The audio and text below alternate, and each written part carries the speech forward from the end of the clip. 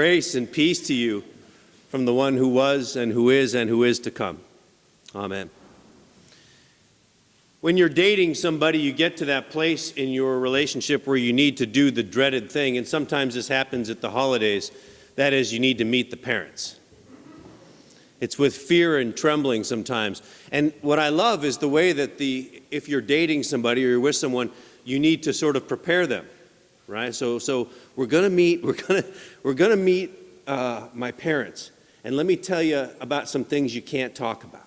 Right, here's some where you try and do a little prep, and I say that because I've been in that place now on both sides of that. I've been in the one who's going to meet the parents, and I've now also been the parent who is being met a couple times in my life now. And it's really hard. I got to give it to my daughters. They have a hard time because first of all, they have to at some point in the dating relationship break the bombshell. Oh, my dad, he's a Lutheran pastor. And none of the guys that they've dated have been church-going folks, so that's daunting on many levels for them. And the second level is also because it's me and I like to mess with people. So I had this fantasy. I say I never actually acted on it. But when my daughters would bring home someone to say we're going to go out on a date, I always thought about showing up in my clerical collar and saying, why don't we have a prayer before you guys go out? And as we did it, I would pray something along the lines of, God, protect these young people as they go out tonight. Make sure they have a great night.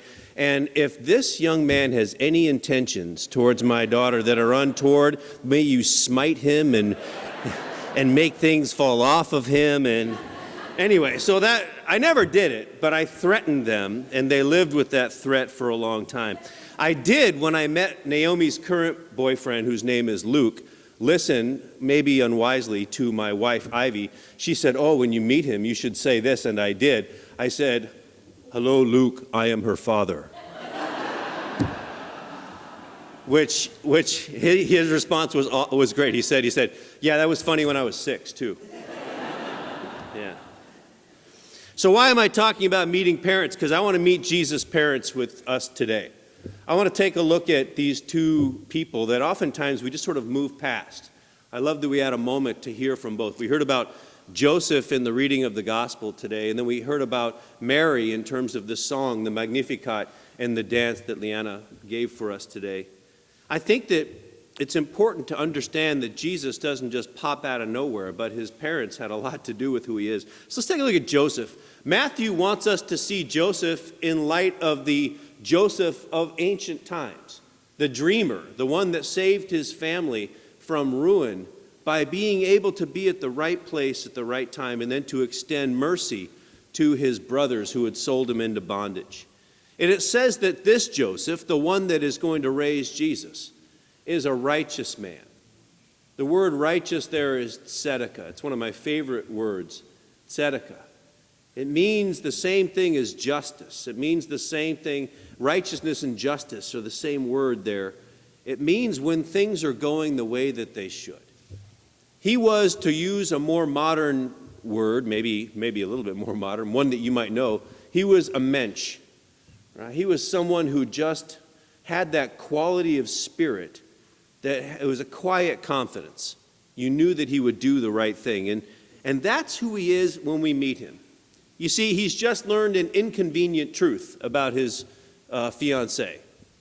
She's pregnant, and he's really sure it's not his. So what is he going to do with that fact? Well, he could.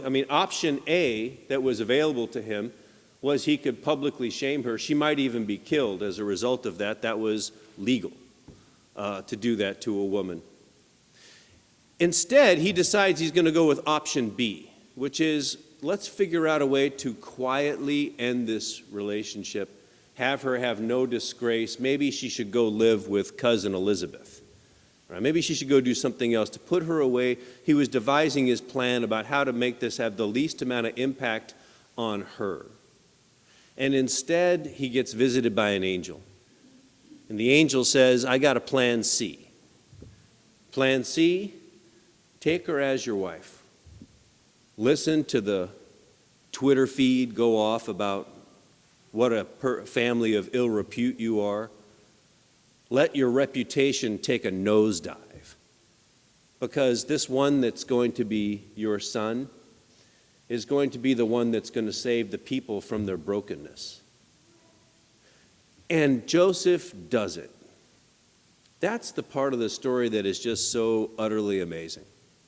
Instead of saying, I've lived my life trying to have a certain reputation in this town, small town of Nazareth. Maybe I should not listen to you. He says he will do it, and he continues. By the way, I want to point out something. In all the Gospels, whenever we hear from Joseph, we don't hear from Joseph. There is not one word that he ever utters. We know what he thinks. We know his plans. We know his responses, but he never actually speaks. Interesting, huh? Try and write a story and not have one of the major characters actually speak throughout the whole thing. It's amazing. But this silent and strong person gives up his reputation in order so that Jesus could have a home. Now, Jesus in Mark chapter 6 is not called Jesus, son of Joseph. Instead, it's Jesus bar Mary, Jesus, son of Mary, which in that ancient world would have been a slam. So we know that the angel didn't talk to the rest of the town. They did not get on the inside scoop about how this child, in fact, they considered Jesus to be illegitimate. And that family system and that town was the way in which Jesus grew up. But Joseph understood this great lesson. It's a lesson that spirituality always wants to teach us. Joseph understood life is not about you. You are about life. And so he lived into it. And he takes Mary as his wife. And let's talk about Mary. There's something about Mary, right? She is a source of incredible strength. She's always depicted here, in the blue and the white and looking adoringly at her baby. She's oftentimes, when you see her later in Jesus' life, she's at the cross, and you can tell, in anguish, watching her son suffer so. But I want to say there's a part of Mary that we miss if we don't get her internal strength. She was a bit of a rebel. Think about it. Scholars tell us, was probably about 15. She was poor. She was probably illiterate. She was engaged to a good man, and this was her life plan. Now, it wasn't necessarily her life plan. This life plan would have been given to her by her family. This is what's going to happen to you, Mary. We found Joseph. He's a good guy. You're going to be his wife. And so she's going along on that plan until this incredible news. The unfolding history of redemption is going to hinge on this one moment when the angel Gabriel comes and says, God has another plan for your life. You're going to conceive and bear a child. And she has only one question. She did know a little bit about biology. How? How? Right? It's a good question. And she gets a satisfactory answer to the how. It makes sense to her. And then she says these incredible words, let it be. Let it be according to me, according to your will. Think about that for just a second and what that tells you, not just about Mary.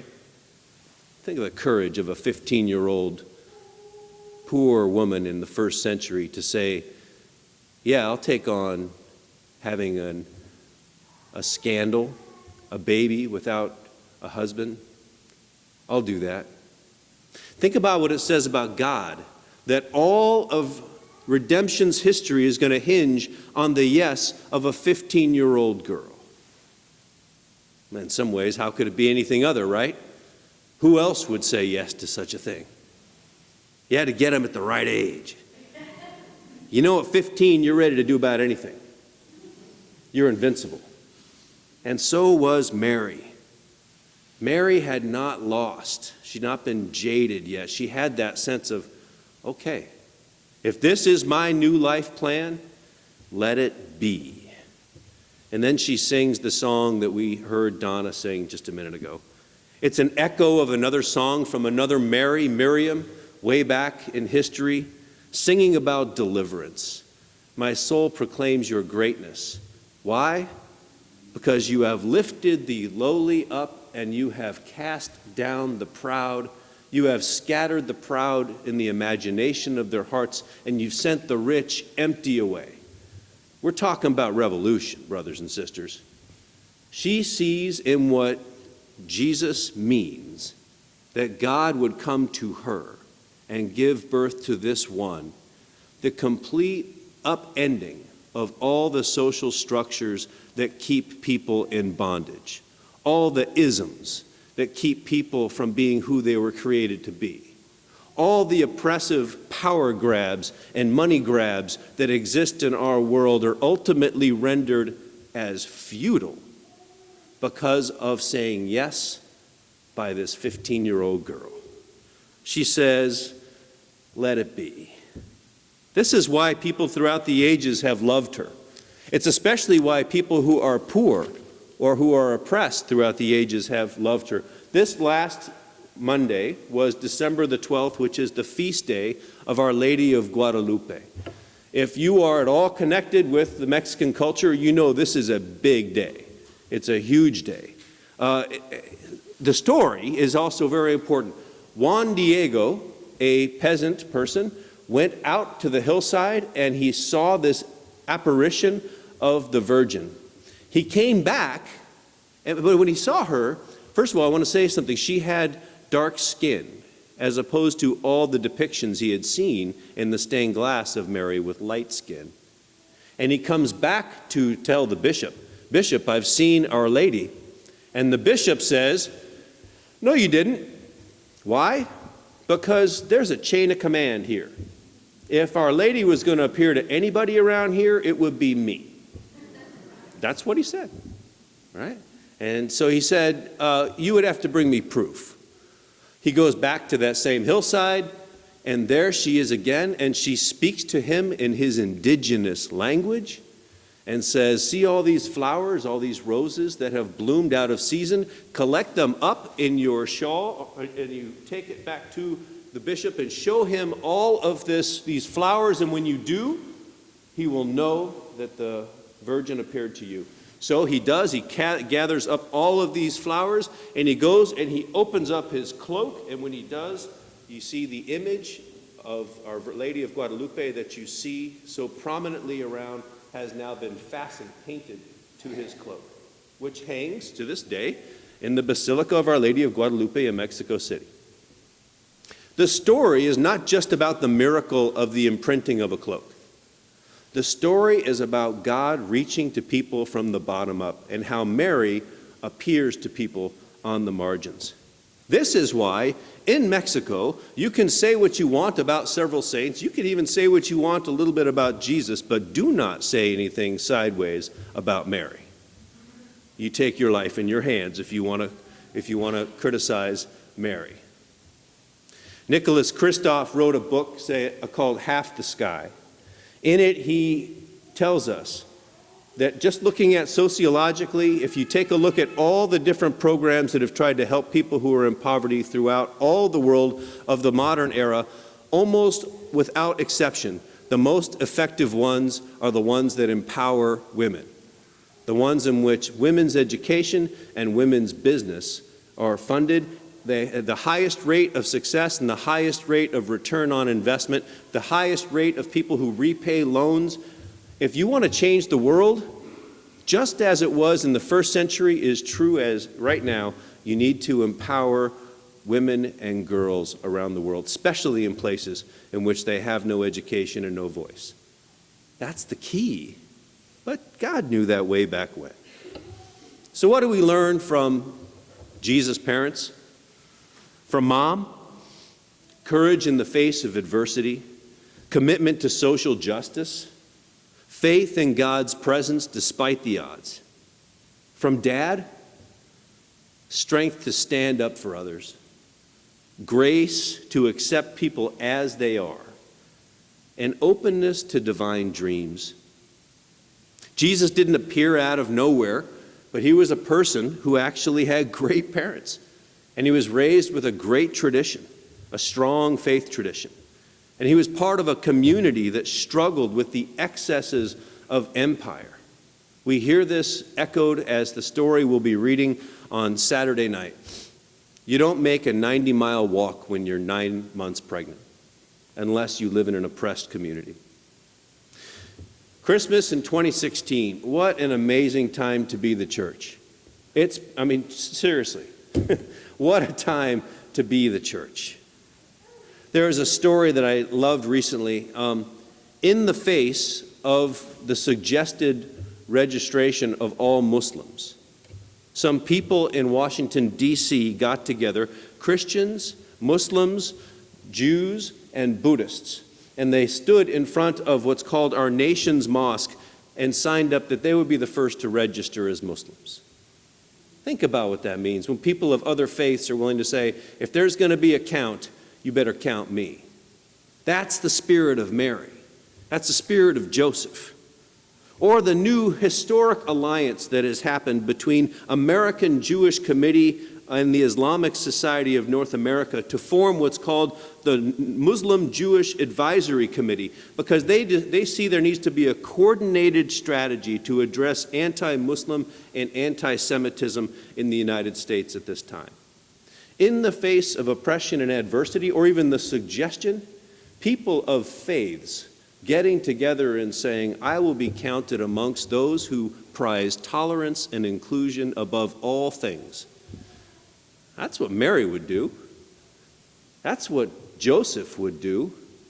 And I believe it's what Jesus is calling us to do. I believe that at this time, the clarion call of the church is to be the church, to live into wherever there is need, to say to the refugee, you are welcome here, to say to the immigrant, you're part of our family, to say to those who are being marginalized, my Lord was raised by good people, and those good people taught him the values that I want our church to profess. What our nation frankly needs right now, what our community needs, what our family needs, is for the Church of Jesus Christ to show up. We'll need the strength and courage of Mary. We'll need the grace and acceptance of Joseph. And we can learn, like Jesus did, from these pillars of faith, what it means to be truly fully human, and therefore truly fully alive. Amen.